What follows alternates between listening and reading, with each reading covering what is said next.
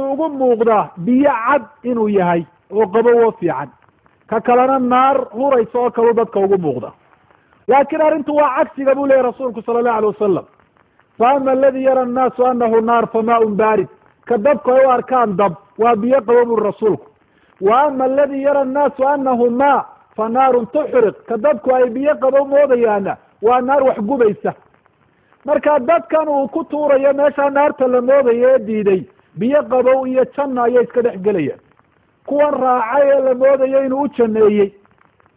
ee waxa weeyaan meesha biyaha la moodo uu ku tuurayana xaqiiq ahaan dab wax gubayo oo dadka aanu muuqan buu ku dhex tuuray. saasuu leeyahy rasuulku sal alay wasalam.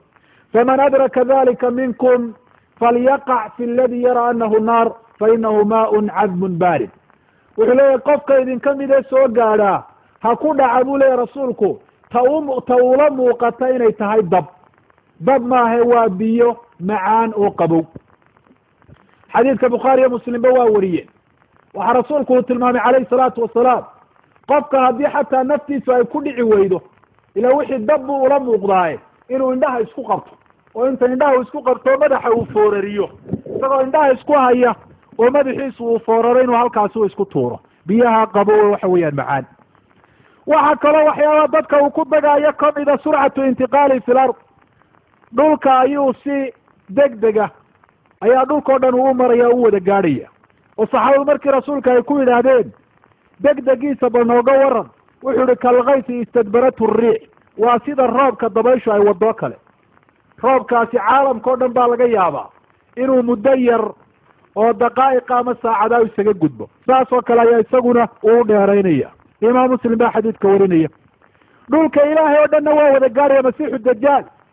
oo wuxu uhi rasuulku laysa min baladin ilaa sayatawhu dajaal, meeli ma jirta dhulka ilaahay kamidi ilaa dajaal waa ku istaagi doonaa.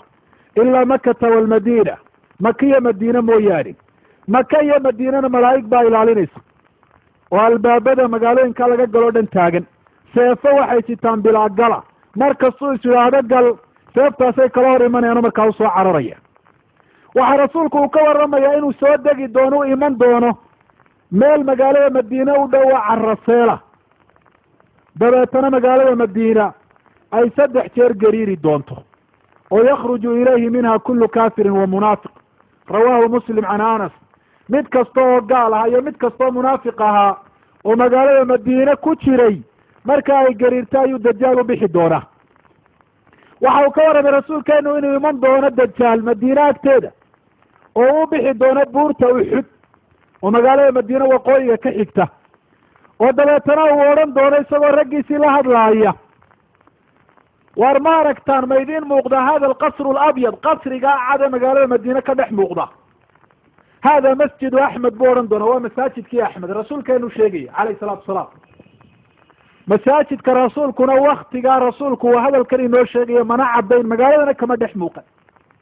ee masaajid yar oo dhooba ah, saqafkiisuna uu yahay caleemaha ama laamaha geedka timirta ayaa uu ahaa. laakiin maanta sifada noocana buu leeyahy, qasri oo kale ayaad moodaa waanu cad yahay, magaaladana waa ka dhex muuqda. marka wuxuu leeyahy rasuulku calayhi salaatu wasalaam, markuu magaalada madiine yimaado ee uu is idhaahdo gal, waxaa ka hor imanaya malaa'ig sita seefo waxa weeyaan bilaagala. uma tarjifu lmadiina 3 rajafaat, madiina 3 jeer bay gariiraysaa. falaa yabqa munaafiqun walaa munaafiqa walaa faasiqu walaa faasiqa ilaa kharaja ilayhi fadalika yawm alkhalaas. ma hadhayo bu uhi mid munaafiqa iyo gabadh munaafiqada iyo mid faasiq oo ilaahay caasiya iyo mid faasiqada oo ilaahay caasida, ilaa waxay u baxayaan dajaal, ay banaanka ugu baxayaan. oo iyadoo cidina aanay eryanahayn ayaa madiinadii ay kaga badbaadi lahayn, iyagoo ay ka yaacayaan, fisqigooda ayaa eryanaya. marka waa in ilaahay laga baqdo subxaana watacaala, oo ilaahay taacadiisa lagu dadaalo, oo ilaahay in la caasiyo la iska ilaaliyo. waxaa xadiidku markaa uu tilmaamaya waxyaabaa lagaga badbaadayo inay taacada rabbi tabaaraka watacaala ay kamid tahay. waxyaabaha dadka u jebinayana macsiyada iyo fisqigu inuu kamid yahay. waxyaabaha dadka uu ku dagaayo waxaa kamid ah inuu shayaadiinta kaalmaysanayo, oo wuxu uhi rasuulkeenu calayhi salaatu wasalaam, wa ina min fitnati an yaqula lilacraabi ara'ayta in bacadtu laka abaaka wa ummak atashhadu anii rabbuk. nin reer mi u imanaya, markaasa wuxuu odhanayaa, bal ka waran aabbaha iyo hooyada oo sula dhintay wakti hore, haddaan kuu soo saaran hortaada soo joojiyo iyagoo nool ma rumaynaysaa inaan rabbiga ahay fayaqulu nacam wuxuu odhanayaa ha cidda soo noolaynaysa aabbaha iyo hooyadeed ma cidaan ilaahay ahaynba fayatamathalu lahu shayطaanaan fii suurati abihi wa ummi wuxuu leeyahy rasuulku sala allahu alayh wasalam laba shaydaan ayaa soo hor istaagaya ninkii oo le suuradii iyo qaabkii aabbihi iyo hooyadii fayaqulaani ya bunaya ittabichu fa inahu rabbuk waxay ku odhanayaa inankayga o raac rabbigaa weeyaan markaasuu ku degmaya shayaadiinta ayaa markaa dacwadiisa iyo yeedhmadiisan iyo ilaahnimadan uu sheeganayo faafinteeda kala qayb qaadanaysa xadiidka ibnu maaja iyo ibnu khuseyme waa wariyeen sanadkiisuna waa saxiix waxaa kamid a saas oo kale waxyaaba dadka uu ku dagay dadka qaarkood intuu dilo inuu odhan doono noolow oo hadda ay istaagi doonaan oo sida abu saciid uu warinayo bukhaariyo muslim ay soo saareen wuxu uhi rasuulku calayhi salaatu wasalaam masiixu dajaal wuxuu iman doonaa magaalada madiina dabeetana magaalada madiina xaaraan bay ka tahay inuu galo duleedkeeduu degi doonaa fayakhruju ilayhi yawmaidin rajulun huwa khayru nnaas waxaa maalintaa u bixi doona nin dadka kuwa ugu khayr badan kamida fayaquul ashhadu anaka adajaal aladi xadahanaa canka rasuulu llahi xadiida wuxuu leeya waxaan ka marakacaya inay tahay dajaal kii rasuulku nooga warramay calayhi salaatu wasalaam fayaqulu dajaal ara'aytum in qataltu hada huma axyaytuhu wuxuu le war bal ka warrama haddaan ninkan dilo haddana aan soo nooleeyo hal tashukuuna fi lamri inaan ilaah iyo rabbi ahay miyaad ka shakiyaysaan fayaquluuna la waxau leeyaan maya fayaqtuluh markaasuu dilaya riwaayaadka qaarkood waxay tilmaan intuu seef ku kala jeexo oo laba qaybood u kala qaybiyo inuu kala dhex mari doono uma yuxyiihi kadib odhan doono kac oo uu istaagi doono fayaqulu xiina yuxyiihi wallahi ma kuntu qad ashadda basiirata mini alyawm wuxuu odhan doonaa inankaasi wallahi basiiro iyo yaqiinun baan sii kororsaday buu odhan doonaa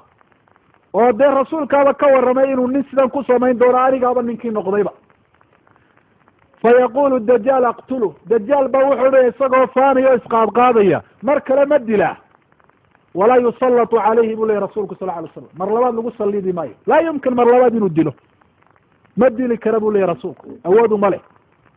waa si ilaahay subxaana watacaala u muujiyo ta hore dadkaa lagu imtixaamaya tan labaadna si ilaahay awood daradiisa u muujiyo iyo inaanu ilaah iyo rabbi toona ahayn ee beenaale uu yahay mu'miniinta ay ugu caddaato masiixu dajaal talow imika xaggee buu joogaa ayna huwa ila imika waa nool yahay wuxuu yihi rasuulku calayhi salaatu wasalaam huwa fii baxri shaami aw fii baxri lyaman baddaa shaam ama baddaa yamaneed buu ku jiraa jasiirad waxa weeyaan ku taalla sida uu imaam muslim warinayo saxaabigii tamimu addaari la odhan jiray waxa uu ku soo arkay jasiirad kamida jasiiradaha badaha ku yaalla masiixu dajaal oo meel ceel goofa ku jira oo aada iyo aada u xidhxidhan rasuulkuna calayhi salaatu wasalaam markii uu yimi saxaabigaasi oo arrinta noocaasi uga warramay dadkiibuu isugu yeedhay oo uhi war bakaalay oo dhegaysta tamimu daari baa arrintii aan idinka warrami jiray lafteedii soo arkay dajaal markaa waa waraystay saxaabada waxyaaba badan buu weydiiyey markaa rag gaalaa bay ahayn oo nasaaraa marka dambea tamimu daari uu islaamay waxyaaba weydiiyey waxaa kamid ahayd buxayratu tabariya weli biyo ma leeday waxaad ka warantaa waxa weeyaan ishii meesha sham la yidhaahdo ku taalay weli biyo ma leedoo beero ma lagu samaystaa naklu siyaab ka waran kaintii timirta hayde meeshaasi waa meel sham iyaduna ku taalay wuxuu odhan doonaa ma soo baxay waxa weeyaan rasuulkii carabta laga soo saariyey say odhan doonaan ha marka ujeedadu waxay tahay xadiidkaasi uu dheer yahay inay saxaabadu baddaasi ay kusoo arkeen isagoo ku xidhxidhan ibni aadamkan maanta joogana iyagoo technology iyo horumar kasta gaadhay suurtagal waa u noqon weyday masiixu dajaal meesha uu ku jira inay soo ogaadaan halkeebuu talow ka soo baxay wuxuu ka warramay rasuulkeenu inuu dhinaca bariga kasoo bixi doono marka madiine la joogo caalamka dhinaciisa bari bilaadu faris buu kasoo bixi doona weliba magaalada la ihahdo khuraasaan wuxuu rasuulku ina lacwar dajaal masiixu dalaala yakruju min qibali lmashriq fi zamani ikhtilaafin min annaasi wa furqa dhinaca bari buu kasoo bixi doonaa wakti dadku ay iskhilaafeen oo aad ay u kala tageen meesha uu kasoo bixi doonaa